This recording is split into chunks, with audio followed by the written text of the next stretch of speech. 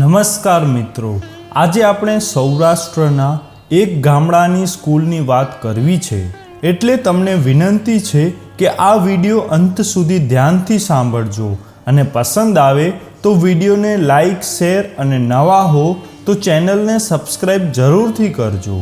મિત્રો, ગામની સ્કૂલમાં સવારના 10 વાગ્યાનો સમય હતો અને બહાર અનરાધાર વરસાદ પડી રહ્યો હતો. અનરાધાર વરસાદ થવાથી સ્કૂલમાં રહેલા બધા જ બાળકો ખૂબ આનંદમાં આવી ગયા હતા, કારણ કે થોડા સમયમાં જ રિસેસ પડવાની હતી અને વરસાદ નાના બાળકો માટે મનોરંજનથી કોઈ કમ ન હતો. બહાર હજુ પણ વરસાદ ચાલુ હતો. લગભગ 10 મિનિટ બાદ એક લાલ બત્તીવાળી ગાડી સ્કૂલની સામે આવીને ઊભી રહી ગઈ. ત્યારે સ્કૂલનું બાંધકામ એટલું બધું મોટું ન હતું કે કોઈ વાહન સ્કૂલ આગળથી નીકળી અથવા તો સ્કૂલના ગ્રાઉન્ડમાં આવે તો સ્કૂલ સુધી એનો અવાજ ન પહોંચે. સ્કૂલના દરવાજા આગળ કોઈ વાહન આવ્યું છે એવી ખબર પડી એટલે એક વૃદ્ધ શિક્ષક પોતાના ક્લાસમાં ભણાવી રહ્યા હતા. એણે જરાક બહાર નજર કરીને જોયું કે દરવાજા પર કોણ આવ્યું છે. ત્યારે જ આ ગાડીમાંથી એક 25 વર્ષ આસપાસની ઉંમરનો એક વ્યક્તિ બહાર આવ્યો. એના કપડાં અને એની પર્સનાલિટી જોઈને એ કોઈ મોટો અધિકારી હોય એવું લાગી રહ્યું હતું. એટલે આ શિક્ષકને એવું લાગ્યું કે કોઈ અધિકારી હશે અને તેના કામ માટે આવ્યા હશે. એટલે શિક્ષક એને ઇગ્નોર કરીને ફરી પાછા પોતાના ક્લાસમાં બાળકોને ભણાવવા લાગ્યા. થોડી વારમાં જે વ્યક્તિ આ વૃદ્ધ શિક્ષક જે ક્લાસની અંદર બાળકોને ભણાવી રહ્યા હતા એ ક્લાસની બહાર દરવાજા પર આવીને ઊભો રહી ગયો. જ્યારે સાહેબનું ધ્યાન ગયું ત્યારે એ વ્યક્તિને પૂછવા લાગ્યા કે બોલો ને, શું કામ હતું? આ શિક્ષકને તો પહેલાંથી જ એવું લાગતું હતું કે એ વ્યક્તિ કોઈ મોટો અધિકારી હશે, કારણ કે એ ગાડીમાંથી ઉતરીને અહીંયા ક્લાસ સુધી આવ્યો ત્યારે પણ એ માણસની સાથે એક બીજો વ્યક્તિ હતો અને એ વ્યક્તિ એની ઉપર છત્રી રાખીને એની સાથે સાથે ચાલતો હતો. જ્યારે સાહેબે એને પૂછ્યું ત્યારે એ વ્યક્તિએ જવાબ આપીને કહેવા લાગ્યો કે હું અંદર આવું સાહેબ. એટલે આ વૃદ્ધ શિક્ષકે માથું હલાવીને હા પાડી. ત્યારે આ વ્યક્તિએ એની ઉપર છત્રી રાખીને ઊભેલા માણસને ઇશારો કરીને સૂચના આપી કે તું અહીં જ ઊભો રહેજે. હવે આ છત્રીવાળાને બહાર ઊભો રાખીને એ વ્યક્તિ ક્લાસની અંદર આવીને રીતસરનો લાંબો થઈને જાણે કે દંડવત પ્રણામ કરી રહ્યો હોય એવી રીતે શિક્ષકના પગમાં પડી ગયો. પરંતુ આ વ્યક્તિ આવું બધું શા માટે કરી રહ્યો હતો? આ જોઈને શિક્ષક પણ આશ્ચર્યમાં પડી ગયા અને ક્લાસમાં ભણી રહેલા બાળકો પણ આશ્ચર્યમાં પડી ગયા કે આખરે આ વ્યક્તિ આવું શા માટે કરી રહ્યો છે. અને તમને પણ એવો આશ્ચર્ય થતું હશે કે આ વ્યક્તિ આ વૃદ્ધ શિક્ષક સામે દંડવત શા માટે કરી રહ્યો હતો. તો એ જાણવા માટે તમારે આજની સ્ટોરી અંત સુધી સાંભળવી પડશે. મિત્રો, ઘણા વર્ષો પહેલાંની વાત છે, જ્યારે આ શિક્ષક યુવાન હતા એ સમયે પણ વરસાદ એનું રૌદ્ર સ્વરૂપ ધારણ કરીને અનરાધાર વરસી રહ્યો હતો અને એ સમયે સ્કૂલનું રિનોવેશન પણ થયું નહોતું. એટલે સ્કૂલની છતની જગ્યાએ પતરા રાખેલા હતા અને ઉપરથી અનરાધાર વરસાદ પડે એટલે પતરાનો એટલો અવાજ થતો કે શિક્ષક ક્લાસમાં કંઈ પણ ભણાવે તો અડધું સમજાય અને અડધો ન સમજાય, કારણ કે શિક્ષકનો અવાજ વિદ્યાર્થી સુધી ખૂબ ઓછી માત્રામાં પહોંચતો હતો. અને વરસાદ આવ્યો હતો એટલે આ શિક્ષક ખૂબ જ આનંદમાં આવી ગયા હતા, કારણ કે આવો અનરાધાર વરસાદ ઘણા મહિનાઓ પછી જોવા મળ્યો હતો.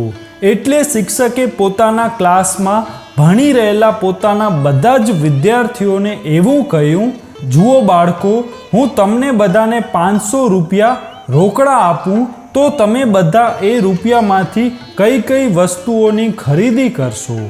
કારણ કે આ શિક્ષક એવું માનતા હતા કે દર વખતે બાળકોને માત્ર શિક્ષણ આપવું જરૂરી નથી, એટલે ક્યારેક ક્યારેક કોઈ ગમ્મત કરાવતા અથવા તો કોઈ પણ એક્ટિવિટી કરાવીને બાળકોને ભણાવીને સાથે સાથે મનોરંજન પણ આપતા હતા.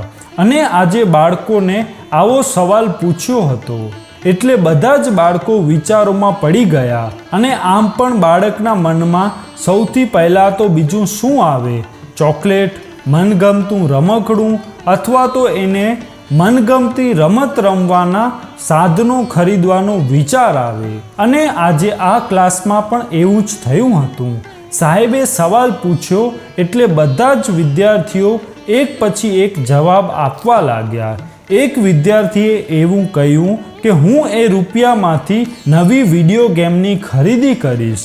તો એક વિદ્યાર્થીએ એવું કહ્યું કે હું એમાંથી એક સરસ મજાની ઢીંગલીની ખરીદી કરીશ. તો એક વિદ્યાર્થીએ એવું કહ્યું કે હું મારા માટે ઘણી બધી ચોકલેટ લઈશ. ત્યારે જ આ બધા બાળકોની વચ્ચે સાહેબનું ધ્યાન બીજી લાઈનમાં બેસેલા એક બાળક પર ગયું. અને બાળક જાણે કે ઊંડા વિચારમાં પડી ગયો હોય એવું લાગી રહ્યું હતું. ત્યારે સાહેબ એની પાસે જઈને પૂછવા લાગ્યા કે તું શું વિચાર કરી રહ્યો છે? એટલે આ બાળકે જવાબ આપીને કહ્યું કે સાહેબ, મારી મમ્મીને આંખેથી થોડું ઓછું દેખાય છે એટલે હું એના માટે નવા ચશ્માની જોડ બનાવી દઈશ.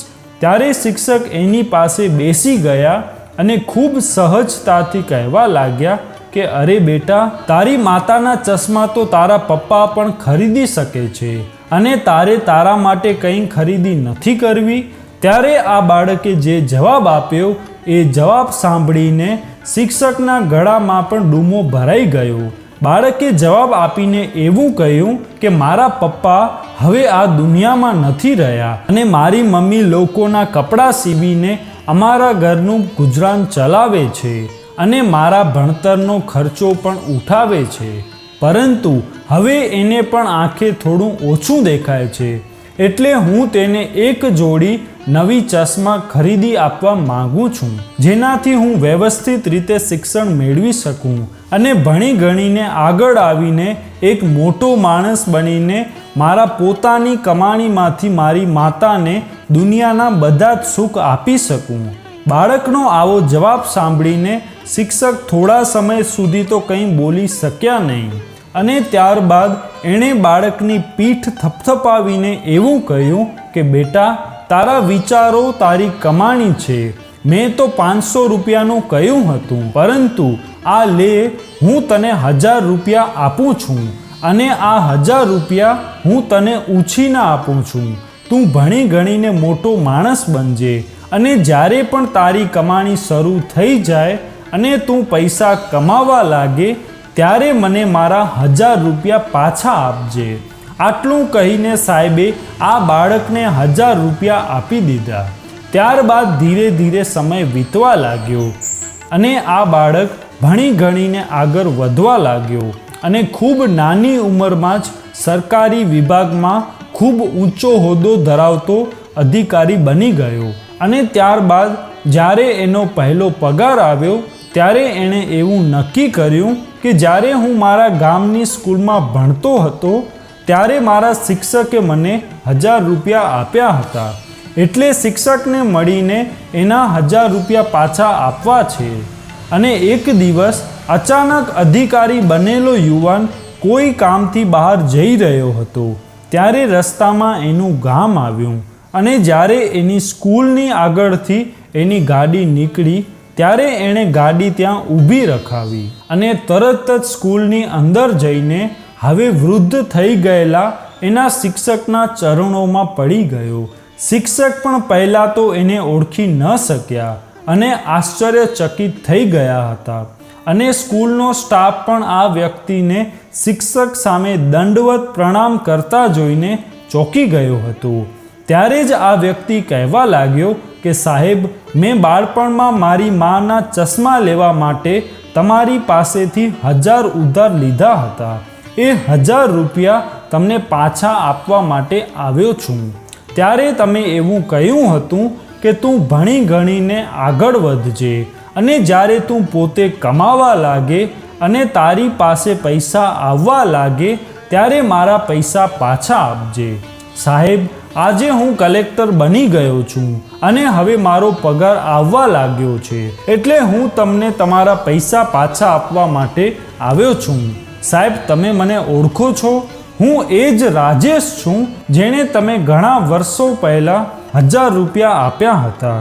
રાજેશની આવી વાત સાંભળીને તરત જ સાહેબ તેને ઓળખી ગયા અને પોતાના ક્લાસમાં ભણેલા બાળકને એક કલેક્ટર બનેલો જોઈને સાહેબ ખૂબ રાજી થયા અને એને ગળે લગાવી લીધો અને કહેવા લાગ્યા કે રાજેશ, તારી જગ્યા મારા ચરણમાં નહીં પણ મારા દિલમાં છે.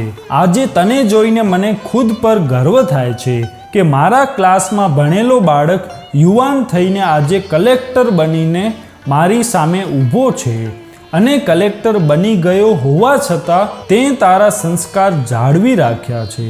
આટલું કહેતા કહેતા શિક્ષકની આંખમાં આંસુ આવી ગયા, પરંતુ આ આંસુ ખુશીના હતા. તો મિત્રો, આ સ્ટોરીમાંથી આપણને ઘણું બધું શીખવા મળે છે કે કદાચ આપણને કોઈ પણ લક્ષ્ય નક્કી કરી લઈએ તો આપણે આપણા આત્મવિશ્વાસ અને મહેનતના દમ પર આપણું નસીબ આપણે પોતે પણ લખી શકીએ છીએ. અને કદાચ આપણે મહેનત ન કરીએ અને હંમેશા નસીબને દોષ આપતા રહીએ તો એમાં નસીબનો કોઈ દોષ નથી હોતો, કારણ કે મહેનત કર્યા વગર નસીબ કોઈને સાથ નથી આપતું અને મહેનત કરવાવાળા લોકો પોતાનું નસીબ પોતે લખે છે. એનો ઉત્તમ ઉદાહરણ રૂપે આજે રાજેશ આપણી સામે છે. તો મિત્રો, આજની સ્ટોરી તમને કેવી લાગી કમેન્ટમાં જરૂર જણાવજો. અને જો હજુ સુધી આપણી ચેનલને સબસ્ક્રાઈબ ન કરી હોય તો હમણાં જ સબસ્ક્રાઈબ કરો. જય શ્રી કૃષ્ણ.